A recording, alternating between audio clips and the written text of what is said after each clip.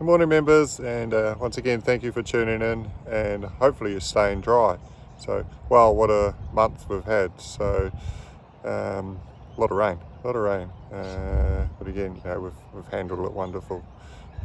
Just to put it into context of sort of how much we've had, for the month we're 440 odd mil, and for the last 35 days it's around the 600 mil mark. So it's a lot, and also what it has been is, it's out of those days of 35 plus days, I think we've had close to 28 of those days have been a little bit of rain in them. So with that, even though it hasn't affected our surfaces too much, it's still, they haven't played what we'd expect them to play this time of year. So, but the forecast for the next 8 days is relatively well. There was no rain in the forecast. Hopefully a little bit of sunshine and everything as well, and it'll just start to dry the place out a little bit better, and start to firm up the greens in particular. So the other thing that sort of has happened during this rain event is it's been quite warm, so we're still experiencing quite a bit of sort of growth here and there, compared to what we have in the previous years. So we're still getting 20 odd degree days, and the nighttime temperatures are still high teens, and even into the 20s there as well. So the good thing with the rain as well, it does keep our soil temperatures quite warm, which means that just the turf grass itself probably enjoys a little bit better. So but in saying that, this week we've started to see slow down of our growth, in particular on our greens.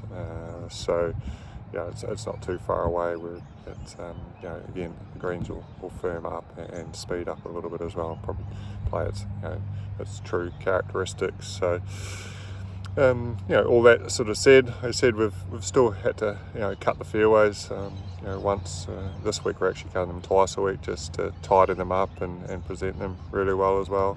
And greens have been worked on sort of every day as well at the moment.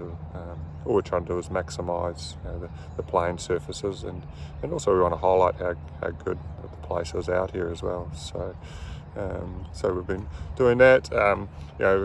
Sort of again did quite a bit of work in through the rough areas over the last 4 weeks, tidying up there, and that'll continue over the next month. The other thing that we did, we replaced the bent grass collar on the 6th hole, and we'll do the 9th hole next month as well. So just agronomically, it makes our job a lot better, and probably from the playability side as well. So over the summer months, those two collars in particular didn't perform up to the standard that we'd want, so we wanted to change them over to the warm season grasses. And once we've done the 9th, only leaves two to be completed as well, and the rest of the course is completed with that. So again, we'll do some work in the bunkers when it's sort of the time allows us to do, and tidy up around the bunker edges a lot. And again, like I said, continue doing a bit of spraying in the roughs as well. So, this sort of week and into next week, that 13th bunkers, flared up with the water again. This time it's not as bad, which is great. We did a lot of work last time it happened, where we